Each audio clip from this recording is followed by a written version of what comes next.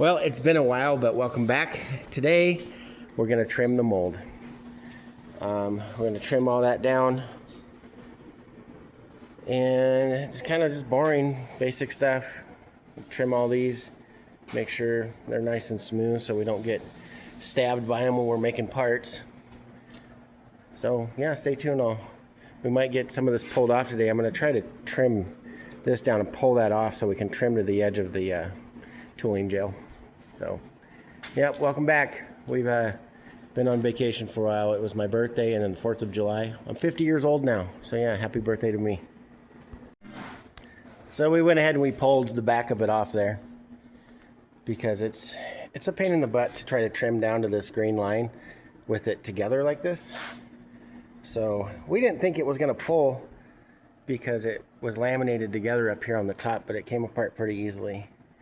So when you make molds, you want to try to stay on top of knife trimming this, but that's not always easy. You know, like this stuff, we finished it at the end of the day, and we want to sit here for 45 minutes waiting for that stuff to gel up and then knife trim it down.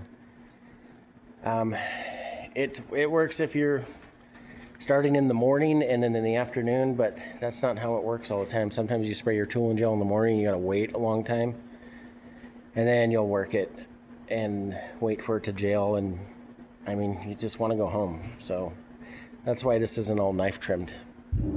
But I really recommend it if you can schedule it to knife trim all this down before. I'm going to try to pop this side off of it now. We're setting up a trim station for it. But yeah, it came apart really, really nicely.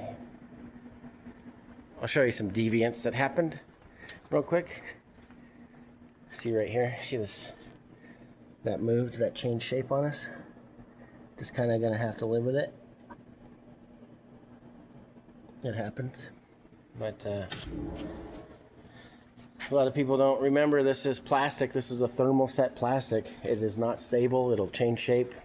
It'll do all kinds of dumb stuff on you, but just as long as the molds fit back together the way they're supposed to, we'll be fine.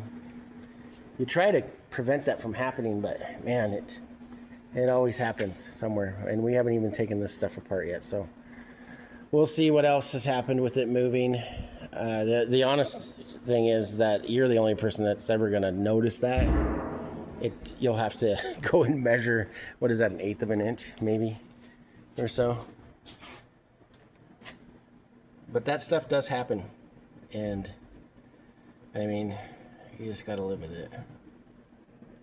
We put one layer of 1.5 ounce mat on this, let it fully cure, another layer 1.5 ounce mat on it, let it fully cure. So we did the very, very slow laminating process, and it still popped up on us. I think it's because there's so much material here, that's why. So we got the front part pulled off now. And normally what you do is you sand this with like 400 grit and polish it. And then you treat it again. We're not going to do that. We're going to go straight to building a master plug. We're just going to clean this, and then we're going to treat it, and we're going to build our master plug out of it so we can start building the walls. And then, yeah, so we can keep the project moving quickly. I'm going to trim all this stuff off of here while he's out there trimming the other stuff. All right, I got to get to work. All right, we've cleaned that one up. We're taking this apart now right here. We're going to take that out and clean it. But yeah, just giving it a rough trim right now so that it's not all pokey and we can build the rotisserie for it. Pretty simple, pretty boring.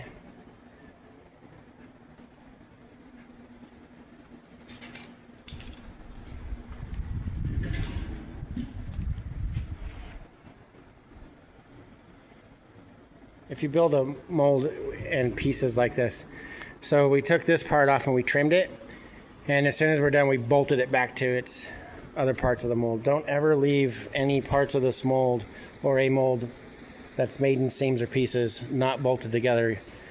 Don't store them like that. Put them back together, not like as soon as possible. It's not super urgent, but like don't take this piece outside and set it in the sun and just let it sit there all day, because it still can change shape on you. You want to make sure they're always bolted together and stabilized, I guess is what the word I'm looking for there. All right, so I'll just close out the episode with this right here. This is just a rough trim. This is what I call the getting paid by the hour job. It's when you go and you grind and sand everything even, you know, make it all uniform. And that's when you're building a mold for somebody and you're charging them by the hour. That's the stuff you do, is you go and you make all your stuff really nice and straight. So it's good to see this part though, you know, like there is a rough trim process to this, and a lot of people don't show this. They show you the finished mold where it's all beautified and sanded down. And no, that's not how it happens. They're excluding the whole process of this crap work of trimming and sanding the mold. There's also trimming and sanding and polishing on the other side. I already said that. But anyway, not a whole lot going on, just this part. It's important to see this though. It's boring, but it is very important to see the process of the mold getting trimmed down and stuff. So next week, if our metal comes in, we're going to put a piece of plate steel right here. We're going to weld a tab for the rotisserie to hook to it so that we can rotate the mold on the rotisserie. And of course, we'll laminate that plate steel on both sides. Then we're going to run a spine down the center of it to connect the two things together. And then we're going to laminate that spine in so it doesn't flex. But yeah, that's about it. This is a mold we could make hundreds and hundreds of parts out of this thing. It's a really robust, professional quality grade mold. Anyway, thanks for liking, guys. Please like and subscribe to our page. We really appreciate the support. We're going to give away a camper to a subscriber when we're done with this whole process, and we have a camper done. So yeah, thanks for watching. Have a good weekend. Goodbye.